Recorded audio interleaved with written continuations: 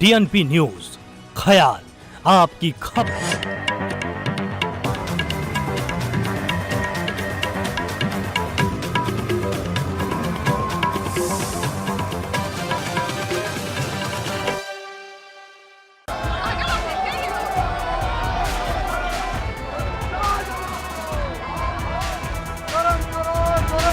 झारखंड जाइए, झारखंड के लिए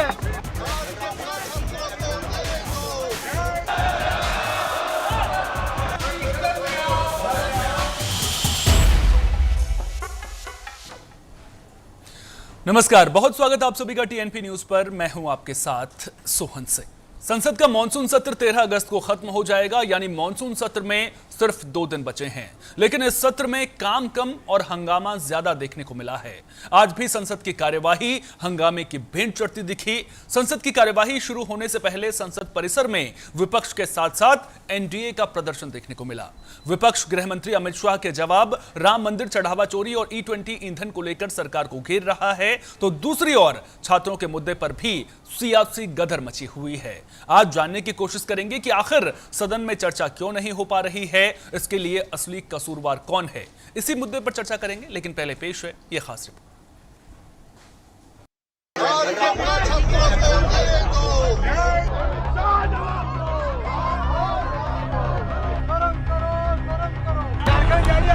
झारखंड के लिए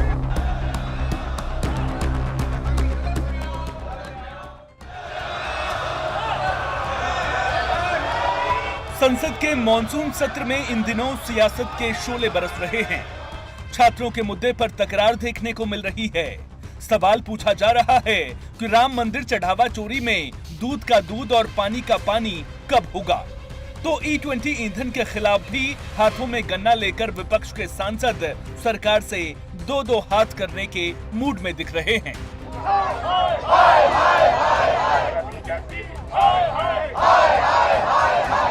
जनता उम्मीद लगाए बैठी है कि सदन में मुद्दों पर सार्थक चर्चा होगी। लेकिन आप संसद की कार्यवाही शुरू होने से पहले संसद परिसर की इस तस्वीर को देख लीजिए। एक तरफ विपक्ष सरकार की घेराबंदी कर रहा है, तो दूसरी तरफ विपक्ष की घेराबंदी के काउंटर में एनडीए का शक्ति प्रदर्शन। इसी दौरान संसद परिसर में एनडीए और कांग्रेस के सांसद आमने सामने आ गए, एक दूसरे के खिलाफ जमकर प्रदर्शन किया। एनडीए सांसदों ने विपक्ष पर चर्चा से भागने का आरोप लगाया, तो कांग्रेस के सांसद गृह मंत्री अमित शाह के खिलाफ नारेबाजी करते दिखे।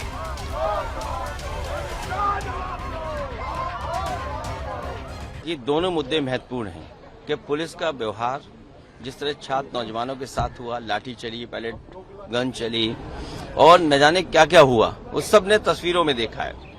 दूसरा अयोध्या का मसला है, तो दोनों पे बहस करने के लिए तैयार हैं। आखिरकार दोनों के सूत्रधार कौन है? एक ही जगह जाता है सब, अंडरग्राउंड, अनरजिस्टर्ड, संगीत साथी, एक सिक्के के दोनों पहलू वही हैं। तो बहस हो, बातचीत हो, सामने बात आई कि आखिरकार ये हुआ क्यों। सदन में फिर से हमारी मांग वही रही, गृह मंत्री आए, चंदा चोरी, जो छात्रों पर अत्याचार हुआ वो, उन सब पे बयान दें, प्रधानमंत्री आकर माफी मांगे। लगातार विपक्ष यह मांग पिछले 17-18 दिन से कर रहा है, लेकिन गृह मंत्री किसी वजह से डरे हुए हैं, क्योंकि देश के मन में जो सवाल हैं वो सवाल विपक्ष के माध्यम से सदन में देश गृह मंत्री और प्रधानमंत्री से पूछ रहा है। लेकिन ये कन्नी काट रहे हैं, डर रहे हैं, डर के भाग रहे हैं। जब एक दिन सदन रह गया तब गृह मंत्री जी प्रकट हो रहे हैं। 15 दिनों तक आप कहां थे? कब की घटना है ये? 20 तारीख की घटना है। 20 तारीख से लेके अब तक कितने दिन हो गए? 3 हफ्ते हो गए। आपको अब तक सदन में आके जवाब देने की फुर्सत नहीं मिली। जब एक दिन सदन रह गया तो अब आप कह रहे हैं हम जवाब देंगे। राहुल गांधी देश के सामने बोलते बाहर कुछ है और सदन में भागते हैं। इसीलिए एनडीए के सांसद ये उनसे मांग कर रहे हैं, भागो मत, चर्चा करो। विपक्ष के पास कोई रणनीति नहीं है, उनके पास सिर्फ खड़मंडल नीति है। उनका उद्देश्य सार्थक बहस सदन के पटल पर करना नहीं है। उनका उद्देश्य सिर्फ अराजकता और अव्यवस्था उत्पन्न करना है। इसीलिए जब गृह मंत्री जी जवाब देने को तैयार है तब वो सुनने को तैयार नहीं। राहुल गांधी को सदन में आके सुनना चाहिए और रांची जाना चाहिए। न वो रांची जा रहे हैं न सदन में सुन रहे हैं। इसलिए मैं उनसे कहना चाहूंगा, उनकी स्थिति ये है जब जो बात मांग ली जाती है वो उस बिगड़े दिल शहजादे की तरह है जिसे कोई बात सुननी नहीं है। दिल्ली में सदन को नहीं चलने देते क्योंकि झूठ की दुकान बनकर कांग्रेस पार्टी रह गई है। सदन में गतिरोध जारी है और बाहर आकर केवल ये प्रदर्शन करके हेडलाइन देके चले जाते हैं। जब गृह मंत्री जवाब देने के लिए तैयार हैं तो कांग्रेस पार्टी और विपक्ष सुनने के लिए तैयार क्यों नहीं है? इन्होंने बार बार अपना गोल पोस्ट चेंज किया है। कभी नीट पे चर्चा, कभी मंत्री का इस्तीफा, कभी गृह मंत्री का जवाब, कभी पीएम से माफी। क्या चाहते हैं? ये चर्चा कभी चाहते ही नहीं थे, ये केवल सुर्खियों में बने रहना चाहते थे।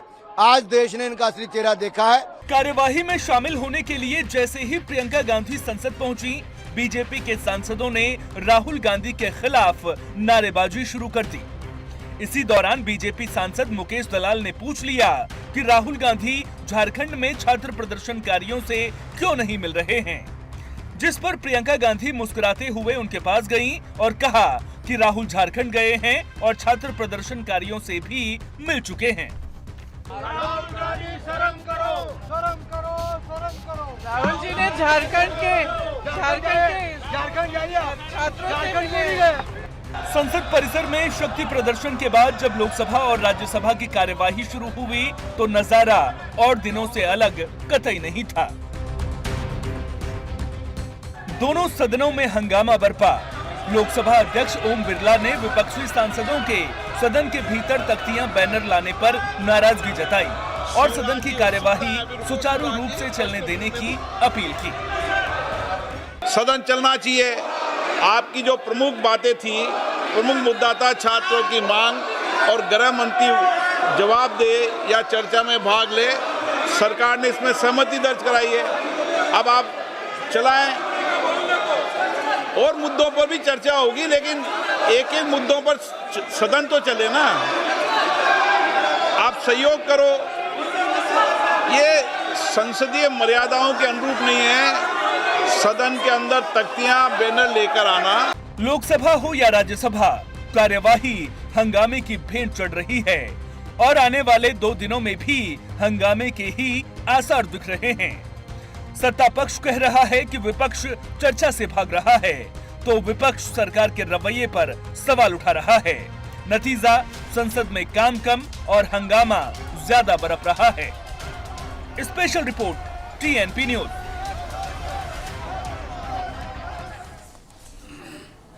आज इसी मुद्दे पर चर्चा करेंगे। कुछ खास मेहमान मेरे साथ में जुड़ गए हैं। सबसे पहले उनका परिचय मैं आपसे करवा देता हूं। अनंत अमित जी मेरे साथ में जुड़ गए हैं, बीजेपी के प्रवक्ता हैं। अनंत जी, बहुत बहुत स्वागत आपका टीएनपी न्यूज पर। कांग्रेस पार्टी का पक्ष रखने के लिए संजीव सिंह जी मेरे साथ में जुड़ गए हैं। संजीव जी, आपका भी बहुत बहुत स्वागत। समाजवादी पार्टी के प्रवक्ता डॉक्टर अजीज खान जी भी मेरे साथ में जुड़ गए हैं। अजीज जी, आपका भी बहुत बहुत स्वागत। वरिष्ठ पत्रकार के तौर पर हिमांशु शेखर चौधरी जी मेरे साथ में जुड़ गए हैं। हिमांशु जी, आपका भी बहुत बहुत स्वागत। और हमारे कंसल्टिंग एडिटर गोविंद ठाकुर जी यहाँ स्टूडियो में मेरे साथ में मौजूद हैं। उनसे पूरी चर्चा का संपादकीय पहलू समझने की कोशिश करेंगे। सबसे पहले अनंत अमित जी, आपसे मैं समझना चाहूंगा सर, गृह मंत्री अमित शाह अब जिस तरह से सरकार कह रही है कि अब सदन में जवाब देने के लिए तैयार है, सबसे बड़ा प्रश्न तो सर यहां पर यह खड़ा हो रहा है, 20 तारीख को प्रोटेस्ट हुआ था सर, लगातार विपक्ष मांग कर रहा था कि गृह मंत्री अमित शाह सदन में आए, चर्चा का जवाब दें। अब जब सत्र को खत्म ही समझ लीजिए सर, अब तो हो गया है, तो क्या औपचारिकताएं निभाई जा रही हैं गृह मंत्री जी जो सदन में आने की बात कह रहे हैं? सुमन जी, सर्वप्रथम सभी पैनलिस्ट को और आपके सभी दर्शकों को वंदे मातरम, भारत माता की जय। चूंकि सुमन जी, हम संयुक्त बिहार से आते हैं और जेएनजी का मामला प्रारंभ है और पूरे देश में जिस तरीके से जेएनजी जंतर मंतर से लेकर और झारखंड के रांची में जिस तरीके से आंदोलन कर रहा है, तो हम जेएनजी को यह बताना चाहते हैं कि आज ही के दिन संयुक्त बिहार में मुजफ्फरपुर के जेल में 1908 में आजादी में के संघर्ष में खुदीराम बोस नामक 18 वर्ष का युवा हंसते हंसते मां भारत का सपूत फांसी पर चढ़ जाता है। तो आज के जेएनजी को भी यह समझना चाहिए कि 1908 का और आज का भारत किस तरीके का भारत है। अब हम आपके मुद्दे पर आते हैं। इस तरीके से कल संसदीय कार्य मंत्री ने लोकसभा में परसों उन्होंने कहा कि हम सारे प्रश्नों का जवाब, विपक्ष का जवाब देने के लिए तैयार है। माननीय गृह मंत्री जी तैयार है, आपके साथ चर्चा भी करेंगे और जवाब भी देंगे। लेकिन कांग्रेस और विपक्ष बार बार जिस तरीके से अपना गोल पोस्ट चेंज करता है, ये हमें यह पता है कि चूंकि आपको पता होगा मणिपुर के विवाद को लेकर जब माननीय प्रधानमंत्री जी से बार बार सवाल पूछा जाता है विपक्ष के द्वारा कि आप जवाब कब देंगे, और माननीय प्रधानमंत्री जब जवाब देना शुरू करते हैं 5 मिनट के अंदर पूरा विपक्ष सदन से बाहर चला जाता है, जवाब सुनता नहीं है। तो ये हम जानते हैं कि सदन के विपक्ष की रवैया किस तरीके, इसलिए हम बार बार संसदीय कार्य मंत्री ने कहा, विपक्ष से कहा कि आप सुनने को तैयार होइए, चर्चा में शामिल होइए, माननीय गृह मंत्री जी जवाब भी देंगे। लेकिन चूंकि विपक्ष को राजनीति नहीं करनी है, विपक्ष को मकर द्वार पे नौटंकी करनी है और नाटक करनी है। आज देश की जनता देख चुकी है। आज 1 मिनट में 2.5 लाख रुपए सोहन जी खर्चा होता है, 1 घंटे में 2.5 करोड़, 6 घंटे में 9 करोड़ रुपया खर्चा होता है, हमारे और आपके जैसे टैक्स पेयर का पैसा होता है। लेकिन विपक्ष को इसकी चिंता नहीं है। विपक्ष को सिर्फ और सिर्फ गोलपोस्ट चेंज करना है और लोगों को भ्रमित करना है। हम तो पूछना चाहते हैं आपके माध्यम से इस देश के एक्सीडेंटल एलओपी और राजवंशी परंपरा के संवाहक माननीय श्रीमंत राहुल गांधी जी से कि आप यहां पे माननीय गृह मंत्री जी से जवाब मांग रहे हैं, लेकिन झारखंड के जनता, झारखंड के युवाओं का गूंज आपके कान तक नहीं जा रही है। आप प्रयागराज चले जा रहे हैं। प्रयागराज में इस देश के प्रयागराज के पूर्व नहीं, विपक्ष को लेकर के आप सवाल खड़े कर रहे हैं अनंत अमित जी, विपक्ष को लेकर के सवाल आप खड़े कर रहे हैं। सवाल मेरा आपसे यह था कि इतना वक्त क्यों लग गया ये बताने में कि गृह मंत्री जी जवाब देंगे, पहले ही मान जाते फिर तो। सोहन जी, सभी संसद अपने कानून और नियम से चलता है। माननीय गृह मंत्री जी के पास पूरे देश की जिम्मेदारी है। आसाम में बाढ़ है, झारखंड में मामला चल रहा है, कर्नाटक में पेपर लीक हो रहा है, पंजाब में पेपर लीक हो रहा है, तो तमाम मुद्दे हैं ना। गृह मंत्री जी के पास बहुत सारे काम है ना। तो गृह मंत्री जी जब उनको लगा कि अब जवाब देना चाहिए तो तैयार हो गए। तो विपक्ष को तो सुनना चाहिए ना। लेकिन माननीय राहुल गांधी जी को प्रयागराज के पूर्व सांसद, महरूम और इस देश के पहले प्रधानमंत्री के दामाद और श्रीमती इंदिरा गांधी के पति और राजीव गांधी के पिता और राहुल गांधी जी के दादा की उसी प्रयागराज से गूंज उनके दरगाह से गूंज आ रही थी। लेकिन राहुल गांधी जी को प्रयागराज में अपने दादा की गूंज सुनाई नहीं दी। एक गुलाब का फूल ले जाकर वहां पर अपने दरगाह पर चढ़ाने का काम नहीं किए, लेकिन उसी छात्र के गूंज को सुनने के लिए गए, लेकिन झारखंड के छात्रों की गूंज नहीं सुने। तो ये बताता है कि राहुल गांधी बार बार गोल पोस्ट चेंज करते हैं। ठीक है, संजीव जी से जवाब ले लेते हैं। संजीव जी, गोल पोस्ट आप लगातार चेंज कर रहे हैं। बीजेपी का आरोप यह है, पहले आप नीट पर चर्चा चाहते थे सर, सरकार ने कहा हम चर्चा करेंगे। उसके बाद आपने कहा कि धर्मेंद्र प्रधान का इस्तीफा हमें चाहिए, वो भी हो गया। उसके बाद आप गृह मंत्री अमित शाह के बयान की मांग पर अड़ गए। अमित शाह जी का बयान अब सरकार कह रही है कि वो सदन में देने के लिए तैयार हैं। उसके बाद राहुल गांधी तो रैपिड फायर खेलने के लिए मूड में नजर आ रहे हैं उनके साथ में। वो कह रहे हैं कि या तो आप ये बताइए कि आदेश आपकी ओर से दिया गया था, या तो फिर आप ये बताइए कि आदेश आपकी ओर से नहीं दिया गया था, आपको कुछ पता ही नहीं है, आप उस जिम्मेदारी के लायक ही नहीं है। तो ये तो रैपिड फायर खेलना हो गया ना सर। जब आएंगे जवाब देंगे तभी तो चीजें क्लियर होंगी।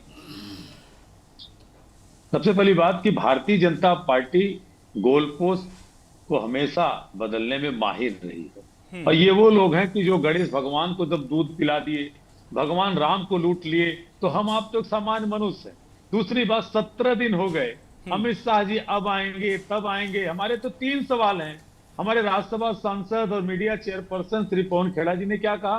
पहला सवाल ये कहा कि जिस राम मंदिर निर्माण समिति का अध्यक्ष या उस पूरे कमेटी का गठन प्रधानमंत्री नरेंद्र मोदी जी के अनुसार हुआ, राम मंदिर का जो चढ़ावा चोरी हुआ, जमीन चोरी की, उन चोरी के खिलाफ, उन चोरों के खिलाफ प्रधानमंत्री जी कब बोलेंगे?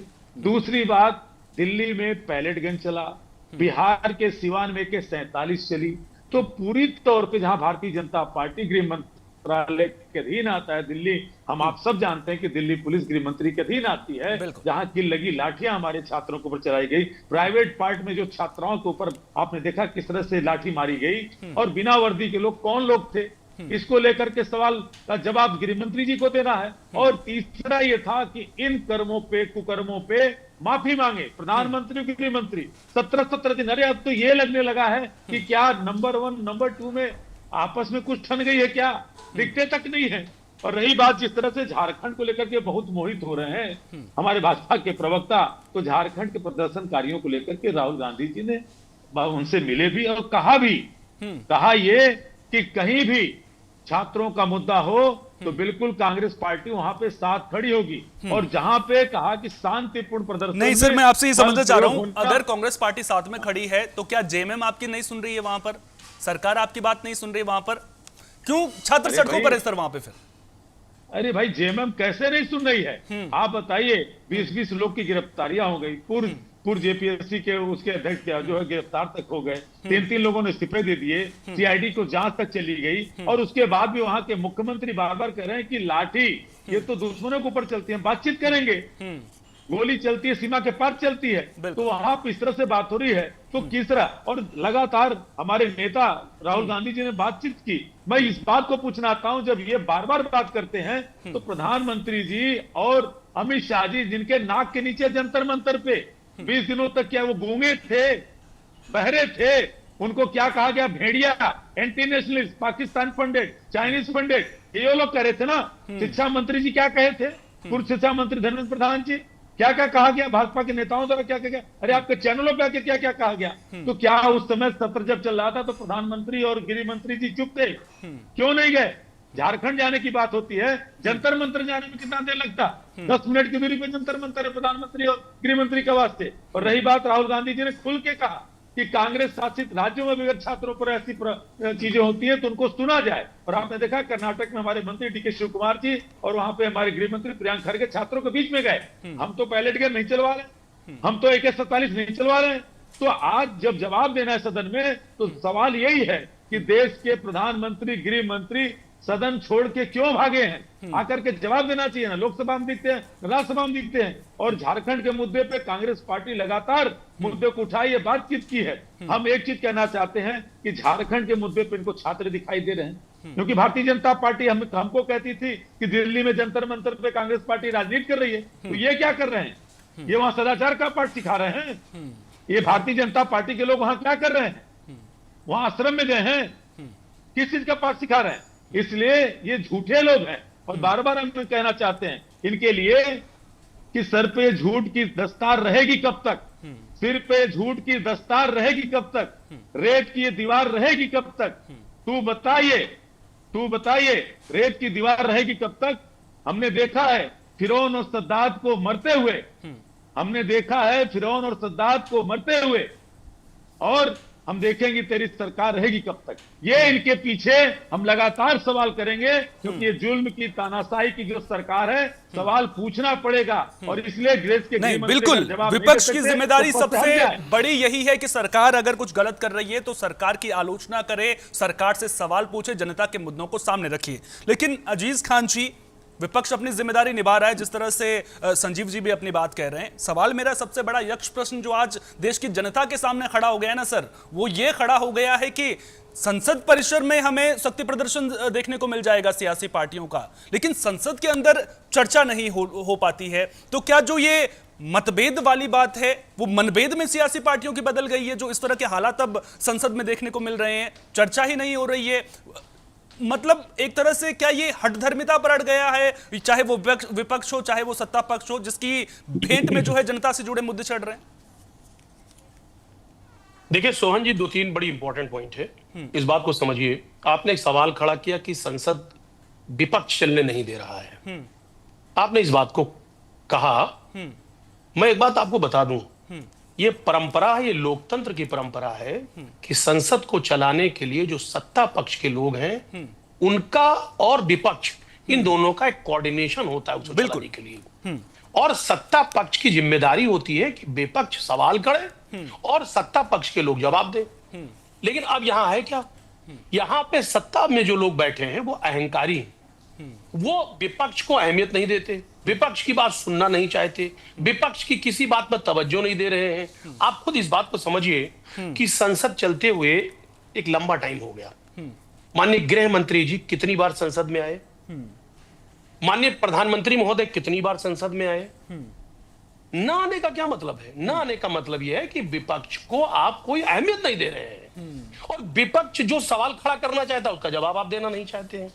क्योंकि अगर आप जवाब देना चाहते हैं, क्योंकि बहुत बड़े बड़े सवाल है देश में, भाई चंदा चोरी का मामला एक बहुत बड़े स्तर पर चल रहा है, बिल्कुल अभी हमारे तमाम साथियों ने चर्चा किया उस पर। मैं आपको बता दूं, आज छात्रों का इशू है, कितना बड़ा इशू है छात्रों का मालूम है? वो छात्र कौन है? छात्र वो हमारे आपके बच्चे हैं, वो पाकिस्तानी खालिस्तानी और आतंकवादी नहीं है। वो उन पर किस तरह लाठियां भाजी गई, किस तरह गन चलाया गया, अभी लगातार कई दिनों से चर्चा चल रहा है। AK-47 जो दुश्मनों पे भी आदमी वार नहीं करता है, वो वार किया गया। और उसके बाद जब बात चल रही कि साहब इसी सिलसिले में किसने जब ऑर्डर दिया, तो बात ही कही जा रही है, क्या कही जा रही है कि साहब वहां लोकल मजिस्ट्रेट ने ऑर्डर दिया, फलाने ने ऑर्डर दिया, धमाके ने ऑर्डर दिया। सही बात नहीं बताई जा रही है। तो आखिर इस तरीके के जो सवालात हैं उनके जवाब कौन देगा? उसके जवाब के लिए माननीय गृह मंत्री जी को संसद में आना चाहिए। नहीं है, इसलिए नहीं है क्योंकि वो जानते हैं कि विपक्ष चिल्लाएगा, हल्ला करेगा और उसके बाद शांत हो जाएगा। इतना बड़ा इशू है, एक दिन जनता भूल जाएगी। लेकिन ये इनको शायद नहीं पता कि वो हमारे आपके बच्चे जो जैनजी हैं, जो बहुत पीड़ित हैं, तमाम पेपर आउट हुआ है, कितना पेपर, 251 पेपर, आप समझिए टोटल अब तक 10 करोड़ बच्चे सफर रहे हैं एक लंबे टाइम से। आपको पता होना चाहिए हमारे आपके बच्चे तैयारी करते हैं, कितना पैसा लगाते हैं, कितना वक्त बर्बाद करते हैं, मॉरली डाउन हो जाते हैं। अभी नीट का पेपर हुआ, नीट का एग्जाम हुआ, 22 बच्चों ने आत्महत्या कर लिया। एक बच्चा आत्महत्या करता है, मालूम है पूरा जिला हिल जाता है। 22 बच्चों ने आत्महत्या किया। हाँ, अगर कोई आत्महत्या करता है कितनी कठोर मन से करता होगा, कितना पीड़ित होगा, तब अगर कोई आत्महत्या करता होगा तो कितनी पीड़ा से करता होगा, अंदाजा है इसका? अगर उसको सोच लिया जाए, अगर इस बात को समझ लिया जाए कि हमारे आपके बच्चे अगर इस तरीके से कर रहे हैं आत्महत्या, तो वो किस पीड़ा से गुजर रहे होंगे, ये कौन एहसास करेगा?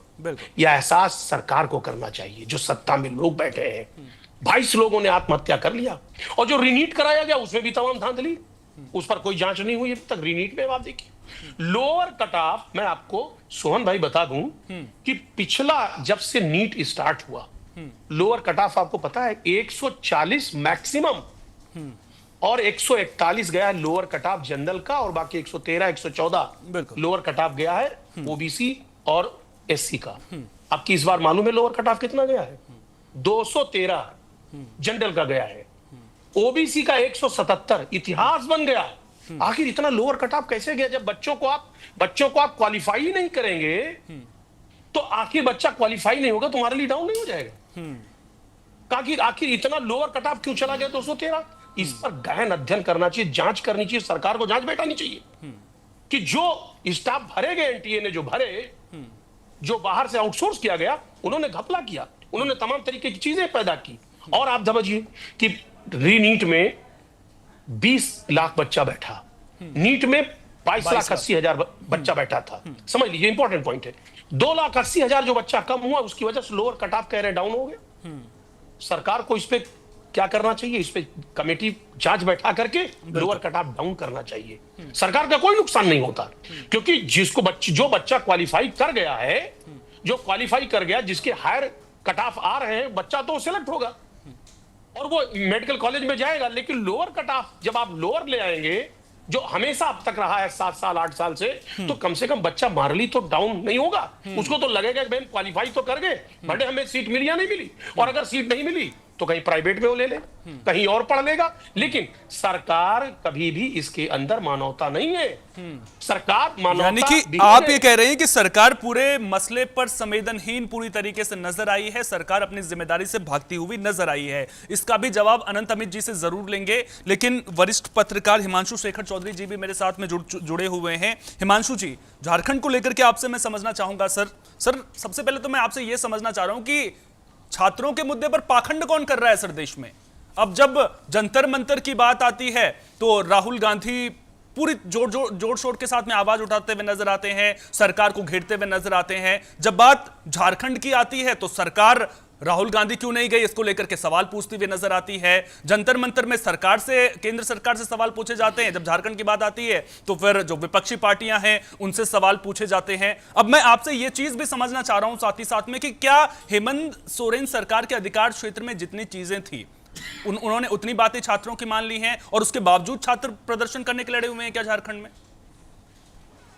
ये देखिए, जैसा आपने कहा कि हेमंत सोरेन के अधिकार क्षेत्र में जितनी बातें थी, तो पहली चीज मैं आपको ये बता दूं कि सरकार का अधिकार क्षेत्र क्या है, ये इसकी व्याख्या नहीं की जा सकती है। सरकार चाहे तो कोई बने हुए कानून को लागू कर सकती है, या अगर सरकार को ये एहसास हो कि इस कानून से इतर भी कुछ करना है तो सरकार अधिसूचना निकाल सकती है, अदालत जा सकती है। बिल्कुल विषय है इच्छा शक्ति का और सरकार की सोच का। सरकार क्या चाहती है, सरकार को क्या बेहतर लग रहा है। तो सरकार को ये लग रहा होगा कि हम रद्द किए बगैर, देखिए जो विवाद है और जहां पर समझौता नहीं हो पा रहा है वो दो बिंदु है।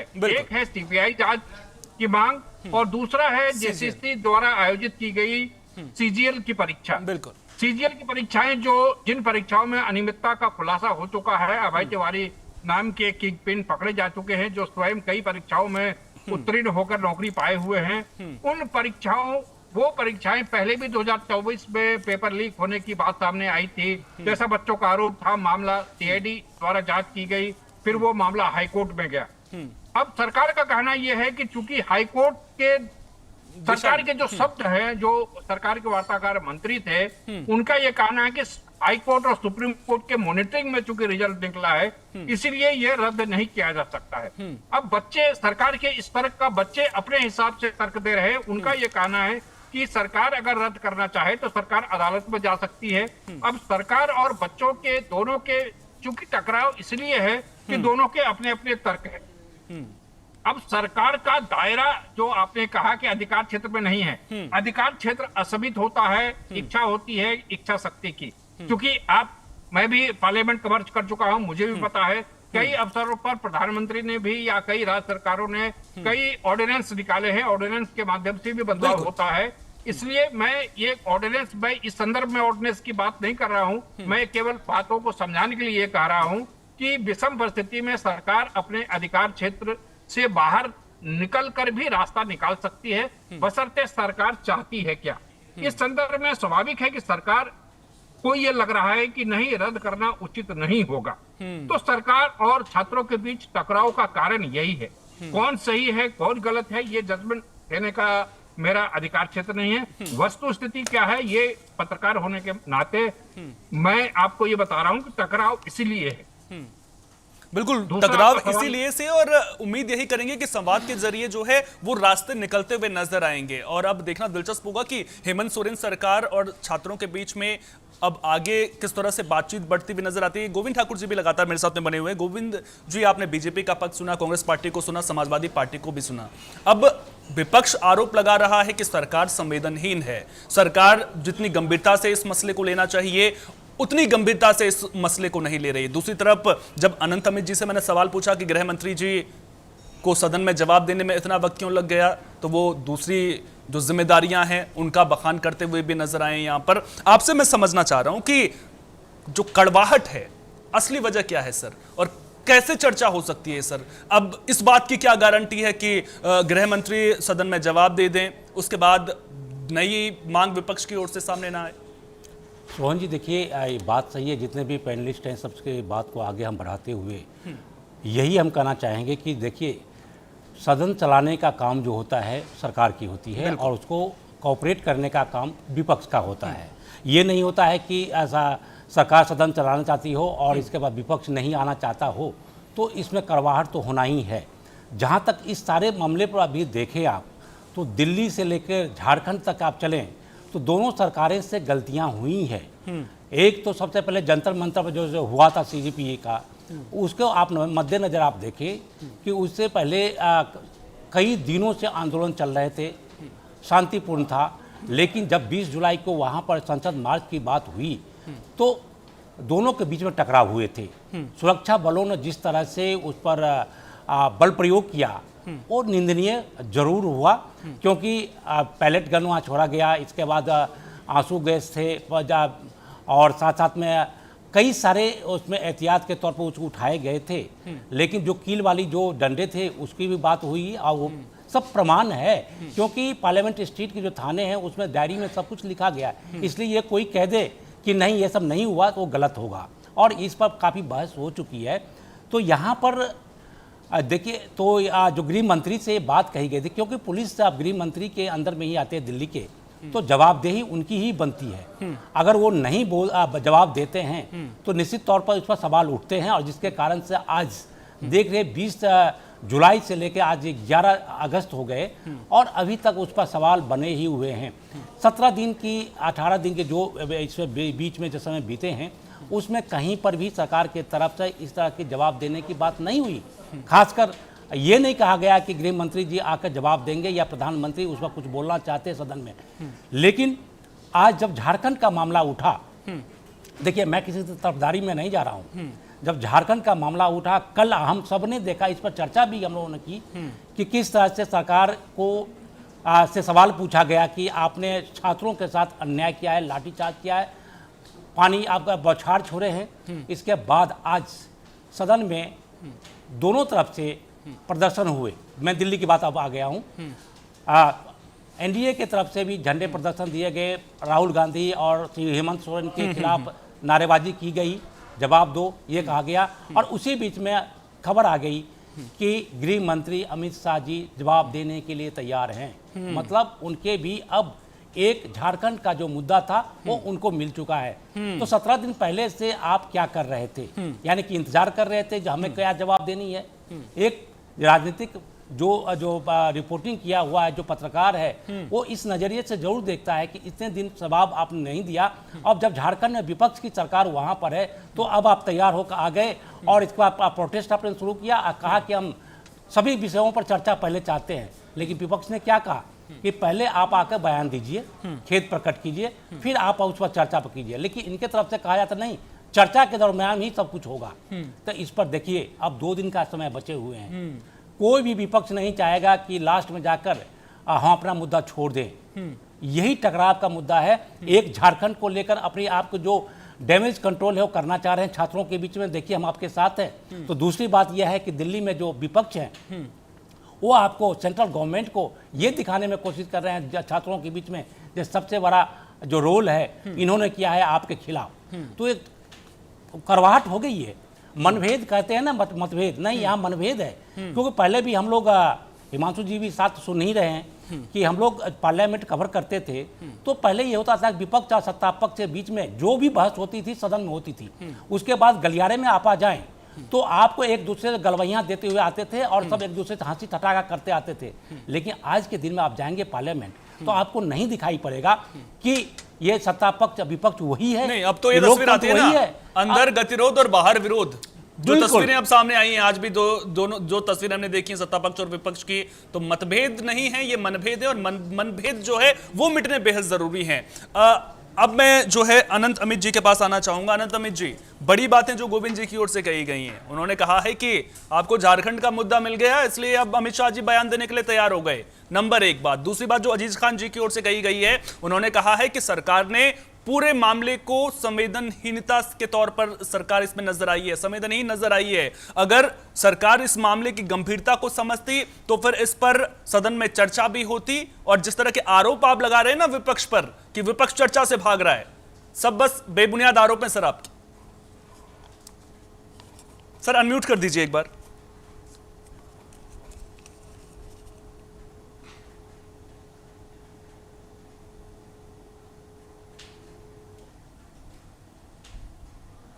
सॉरी, पहले मैं गोविंद जी को थोड़ा उनका जानकारी दुरुस्त कर दूं। गोविंद जी, आप पार्लियामेंट कवर करते होंगे लेकिन आपके पास जानकारी 24 घंटा लेट आती है।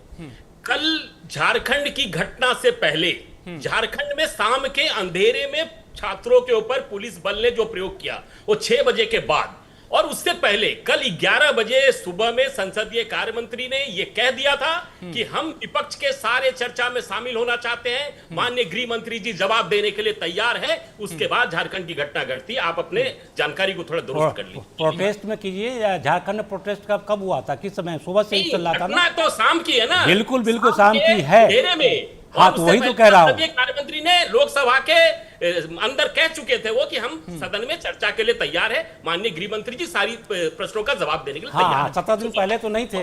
नहीं, मतलब आपके जानकारी के लिए बता रहे हैं। जी बिल्कुल बिल्कुल, नहीं ठीक है। वो शाम के 6 बजे के अंधेरे के बाद जो छात्र विधानसभा में पहुंच जाते हैं और वो विधानसभा बंद होने की स्थिति में होता है, लगभग छात्र अपने धरना स्थल पर आते या अपने घर जाते, और शाम के अंधेरे के बाद झारखंड की पुलिस लड़कियों के ऊपर, छात्रों के ऊपर जो बल प्रयोग करती है, लाठी से, वाटर कैनन से, आंसू गैस से, नहीं, जितना खींच करके, जितना एम्फसाइज करके आप झारखंड की बात बता रहे हैं ना सर, इतना वहां पर नहीं हुआ जितना दिल्ली में हुआ है।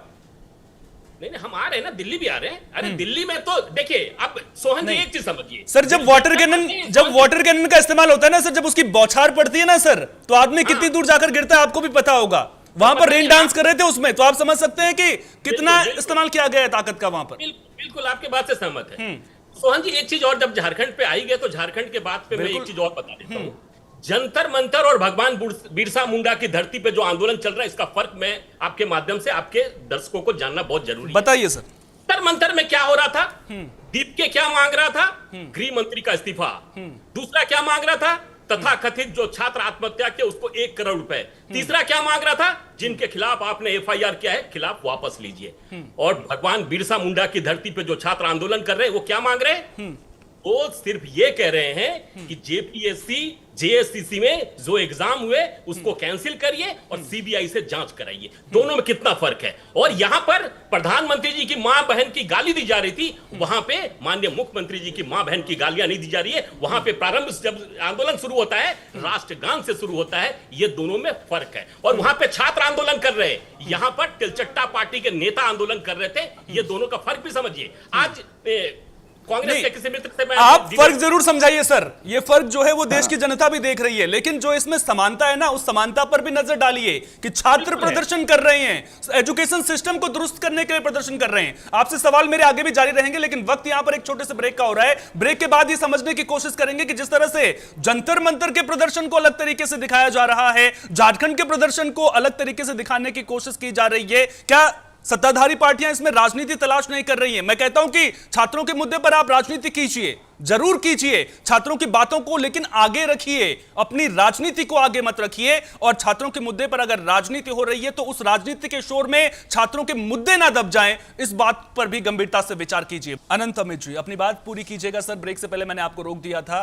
साथ ही साथ में आपसे यह भी समझना चाहूंगा सर मैं कि आप कह रहे हैं कि वहां का आंदोलन अलग था, यहां जिस तरीके से आंदोलन किया गया वो पूरी तरीके से अलग था, लेकिन अब सरकारों के एक्शन पर भी नजर डाल लीजिए ना सर, कि सरकारों ने किस तरह से पूरे मामले को टैकल किया है। झारखंड सरकार लगातार संवाद करती हुई नजर आई है। जब मॉनसून सत्र शुरू होने वाला था तब केंद्र सरकार को याद आती है कि छात्र प्रदर्शन वहां पर कर रहे हैं, तब सरकार की ओर से वहां पर पहल की जाती है। अब गिरफ्तारियों की बात आप करते हैं कि हमने सीबीआई जांच बिठा दी, 13 गिरफ्तारियां नीट पेपर लीक को लेकर के कर दी, पारदर्शी तरीके से काम कर रहे हैं। वहां पर भी तो झारखंड सरकार दो बातों को अगर आप छोड़ दीजिए तो सभी बातों पर सहमति बनती हुई नजर आ रही है। अल ख्यांगते को गिरफ्तार वहां पर कर लिया गया है, 19 गिरफ्तारियां हो चुकी हैं, तो टैकल तो सेम तरीके से कर रही है ना सरकार। नहीं, बहुत अच्छा सवाल है आपका। आपको इसका जवाब भी आपके माध्यम से देश की जनता को बताना भी चाहिए। बिल्कुल।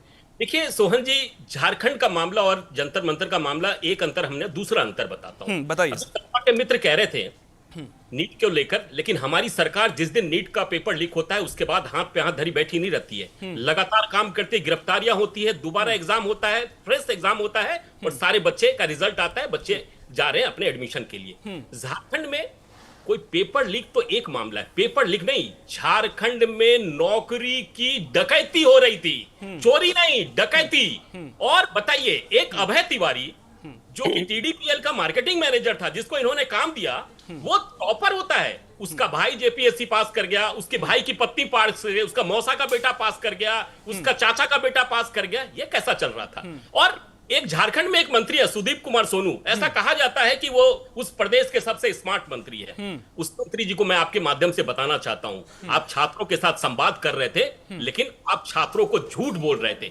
झूठ किस मुद्दे पे कह रहे थे? उन्होंने कहा कि सीबीआई हम जांच कैसे दे दे। सीबीआई का तीसरे के बाद 2003 में सीबीआई जांच कर रही है झारखंड में जेपीएससी को लेकर, लेकिन आज तक कुछ नहीं हुआ। अरे साहब, 2019 से आपकी सरकार है, अभियोजन पक्ष की स्वीकृति देने का अधिकार राज्य सरकार का होता है। सीबीआई ने कहा कि अभियोजन पक्ष की स्वीकृति दीजिए, हम आगे की कार्रवाई करेंगे, लेकिन राज्य सरकार 6 वर्षों से अभियोजन पक्ष की स्वीकृति नहीं दे रही है। क्यों नहीं दे रही है? तो कांग्रेस के मित्र को बता देना चाहता हूं, आपके जो वहां पे फाइनेंस मिनिस्टर है ना, उनको एक भाई है, झारखंड का सबसे अच्छा डीएसपी का एरिया लगता है, पर ही वहां पे वो डीएसपी है जिसमें 9 लोगों का स्वीकृति जो मांग रहे हैं, उसमें राधा किशन किशोर के भाई भी होते हैं। और जो आज कांग्रेस का विधायक है, हमारी सरकार होती है, उस समय एक शिक्षा मंत्री होते हैं, उनके भी भाई है। तो राज्य सरकार तो अपना बचने का काम करे, और राज्य सरकार किससे जांच कर रही है? अभी हिमांशु शेखर चौधरी ने सही कहा, सीआईडी से 24 में जांच, उसे क्या परिणाम निकले? क्योंकि सीआईडी जो है राज्य सरकार के अधीन है। और सुहन जी, आपको जान के बड़ा आश्चर्य होगा, उस प्रदेश में एडीजी लेवल का अधिकारी है जो सीआईडी में बैठा हुआ है, वो जांच कर रहा है, जिसके खिलाफ खुद ही करप्शन के चार्ज है। माननीय बाबूलाल मरांडी जी ने राज्य के मुख्यमंत्री को पत्र लिखा है और उन्होंने कहा है कि हजारीबाग में एसपी रहने के दौरान इन्होंने किस तरीके से इनके ऊपर करप्शन का चार्ज चल रहा है, और राज्य सरकार जांच कर रही है, क्या इनको एनओसी दे दिया गया है क्या?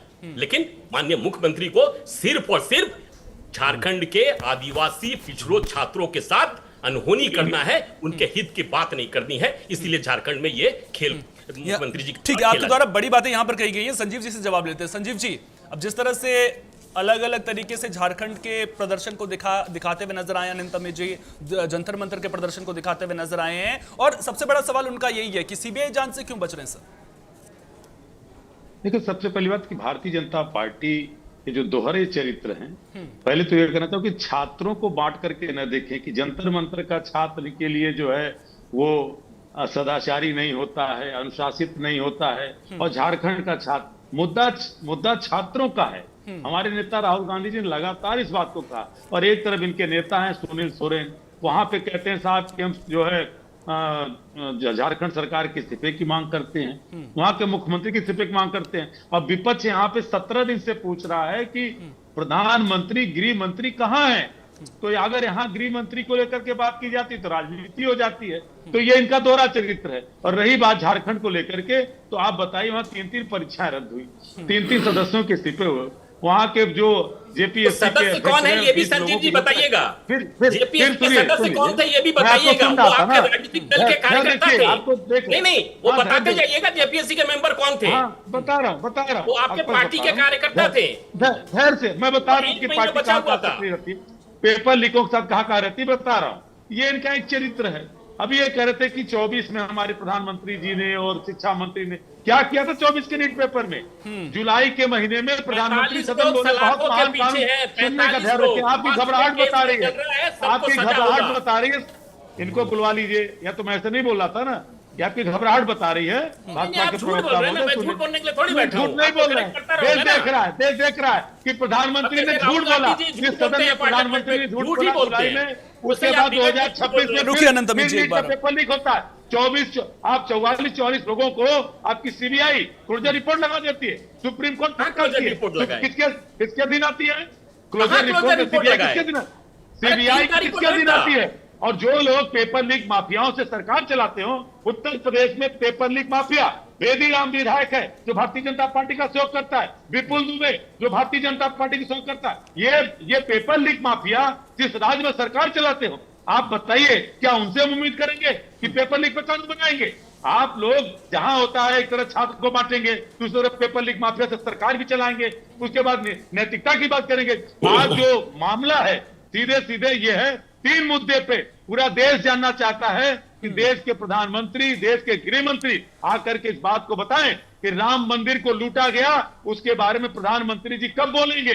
दूसरा, दिल्ली में गृह मंत्री के नाक के नीचे बच्चों की आंख फोड़ दी गई, महिलाओं के उनके प्राइवेट पार्ट में लाठियां मारी गई कील से, और एक बिहार में एक 47 चली। गृह मंत्री इसका जवाब कब देंगे? और इन दोनों प्रकरणों में गृह मंत्री प्रधानमंत्री माफी कब मांगेंगे? इनकी बात सुनी जाएगी, पहले माफी मांगे, माफी मांगे, इनके प्रवचन सुनने के लिए लोग नहीं तरस रहे। आज 17 दिन से आप डैमेज कंट्रोल का इंतजार कर रहे थे, कि झारखंड का मुद्दा इंतजार कर रहे थे।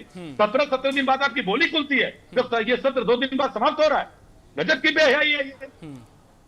ठीक है, बड़ी बातें आपकी ओर से कही गई हैं, और देखना दिलचस्प होगा कि जब गृह मंत्री अमित शाह सदन में बोलते हुए नजर आएंगे तो उस वक्त किस तरह का नजारा संसद में देखने को मिलता है। अजीज खान जी, अब आपसे मैं समझना चाहूंगा सर यहां पर, अब देखिए जिस तरह से लगातार एक आप कह सकते हैं कि नैरेटिव चलाने की कोशिश हो रही कि झारखंड में किस तरह से प्रदर्शन हो रहा था, दिल्ली में किस तरह से प्रदर्शन हो रहा था। अब आपसे मैं ये समझना चाह रहा हूं सर कि क्या वाकई में सियासी पार्टियों का जो चरित्र है वो अलग अलग प्रदर्शनों में अलग अलग उभर कर नजर आता है? जब जंतर मंतर पर प्रोटेस्ट होता है तो कांग्रेस पार्टी हो, समाजवादी पार्टी हो, वो हमलावर विपक्ष पर पूरी तरीके से नजर आती है, लेकिन जब बात झारखंड की आती है तो फिर चुप्पी को लेकर के सवाल उठ रहे हैं सर आप लोगों की। देखिए सोहन जी, एक बात आप समझ लें, चाहे वो झारखंड के नौजवान हो, वहां के स्टूडेंट्स हो, और चाहे वो दिल्ली में जंतर मंतर के हों। विपक्ष समाजवादी पार्टी कतई उसमें कोई मतभेद नहीं कर रही है। जेन्युइन जो प्रॉब्लम है अगर वो उठ रहा है तो उसे उठाना चाहिए, और सरकार तो साथ नहीं है जो दिल्ली की है, लेकिन झारखंड सरकार ने 4-4 लोगों को बाकायदे अपॉइंट किया, 4-4 मंत्रियों को, और वो लगातार वार्ता कर रहे हैं। लेकिन एक बात और समझिए, समाजवादी पार्टी का हमेशा मानना है कि चाहे उत्तर प्रदेश हो, चाहे गुजरात हो, चाहे बिहार हो, जहां बहुत बड़े लेवल पर पेपर आउट हुए हैं, छोटा मोटा मामला नहीं है, इस सरकार को जवाब देना चाहिए। क्या सरकार बिहार पे जवाब नहीं देगी? बिहार में पेपर नहीं आउट हुए हैं? क्या उत्तर प्रदेश में पेपर आउट नहीं हुए हैं? क्या गुजरात में पेपर आउट नहीं हुए हैं? क्या हरियाणा में पेपर नहीं आउट हुए? मध्य प्रदेश बड़े लेवल पे पेपर आउट हुए। लेकिन ये जो सत्ता में बैठे लोग हैं, यूपी की बात नहीं करेंगे, ये झारखंड पहुंच जाएंगे। ये बिहार की बात नहीं करेंगे, ये बिहार की बात, ये कर्नाटक पहुंच जाएंगे। तेलंगाना भी चलिए, कर्नाटक भी सुनिए, ये मध्य प्रदेश की बात नहीं करेंगे। अरे सुनिए सर, मध्य प्रदेश की बात नहीं करेंगे, हिमाचल पहुंच जाएंगे। ये सवाल इस बात का, ये दोहरा रवैया है इनका। जो चरित्र है आप देखो, ये स्टूडेंट्स में मतभेद कर रहे हैं। अरे भाई, स्टूडेंट चाहे आपका यूपी का हो, चाहे बिहार का हो, चाहे गुजरात का हो, चाहे महाराष्ट्र का हो, किसी भी प्रदेश का हो, स्टूडेंट तो स्टूडेंट है। और अगर उसके पेपर आउट हो रहे हैं तो उस पर सवाल खड़ा होना चाहिए, सरकार को साथ देना चाहिए स्टूडेंट का। किस चीज का इंतजार कर रहे हैं? यूपी में जो पेपर आउट हुए उस पर जांच क्यों नहीं हो रही है? बिहार में जो पेपर आउट हुए उस पर जांच क्यों नहीं हो रही? क्या प्रदर्शन का इंतजार कर रहे हैं?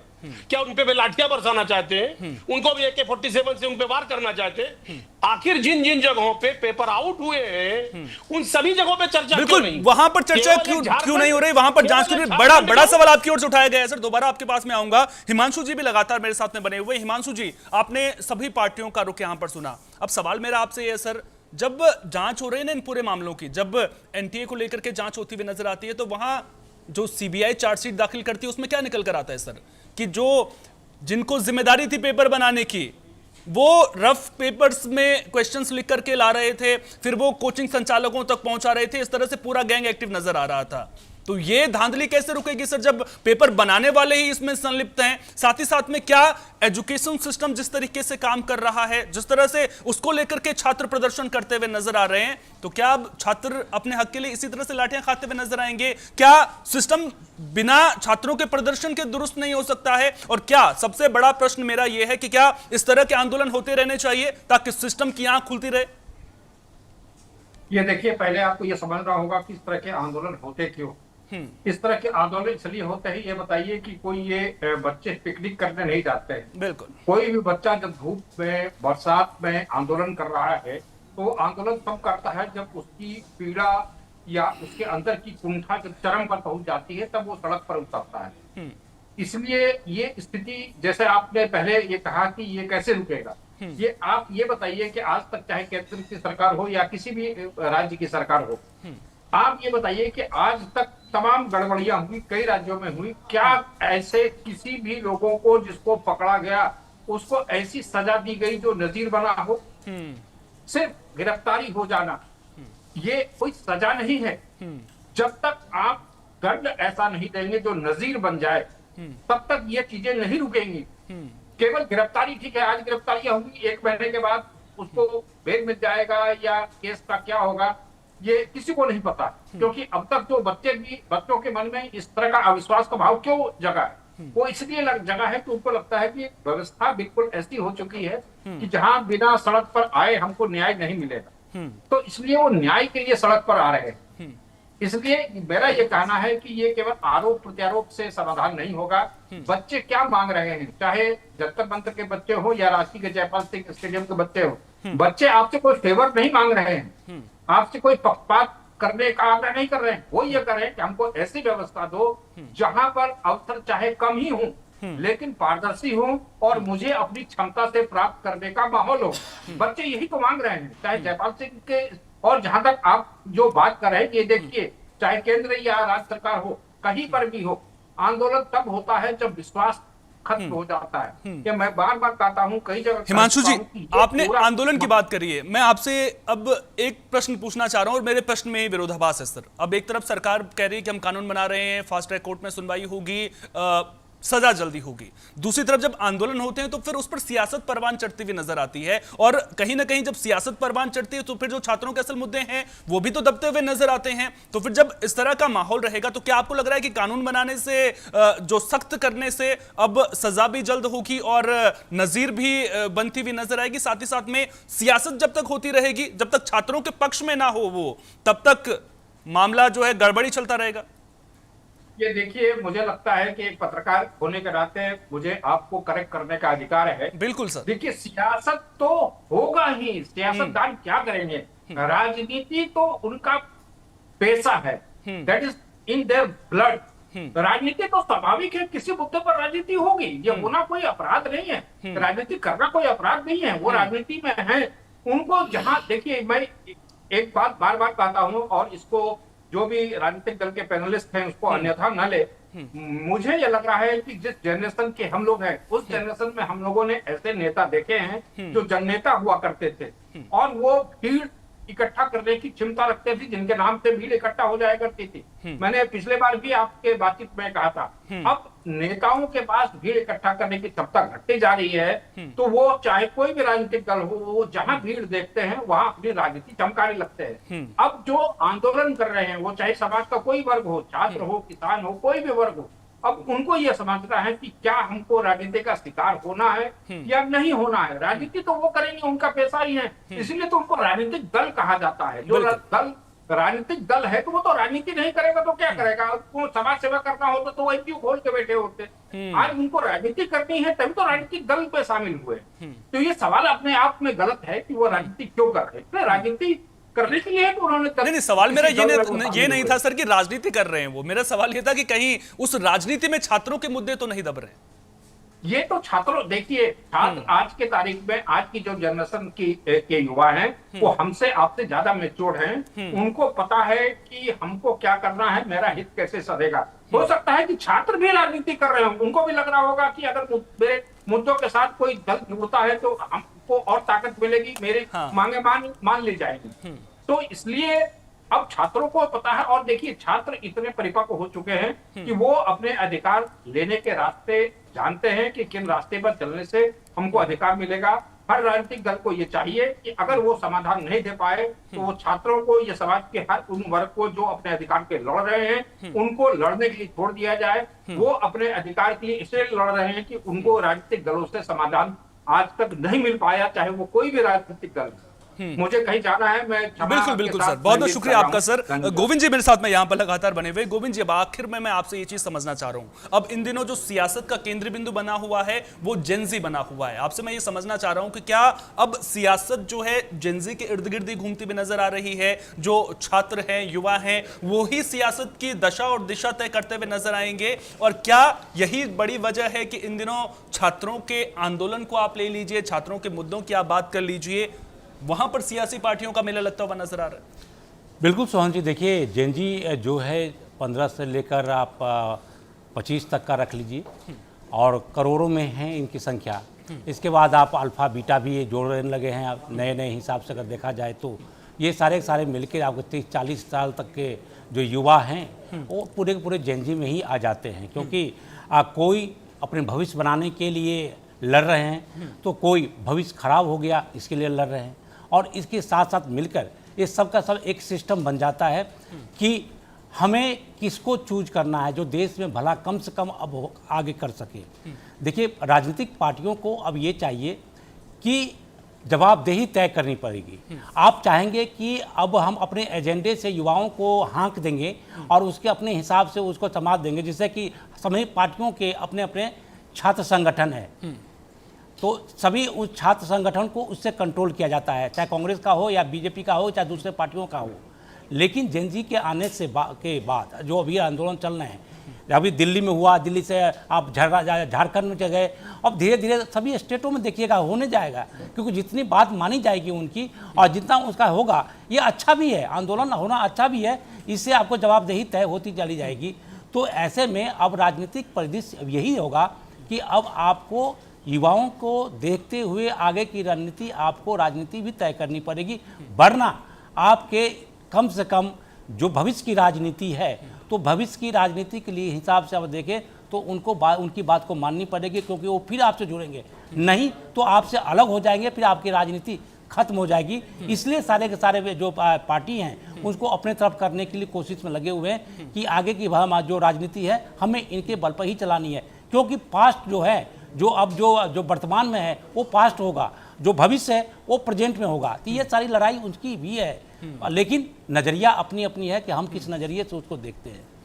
बहुत बहुत शुक्रिया आप सभी मेहमानों का इस चर्चा में जुड़ने के लिए और अपना अपना पक्ष रखने के लिए।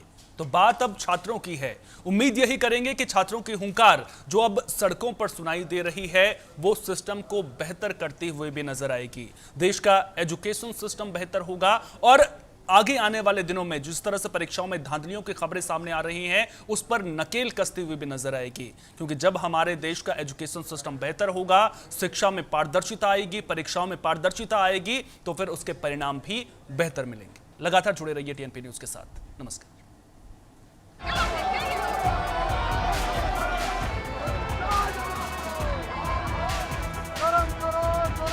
झारखंड जाइए, छात्रों के लिए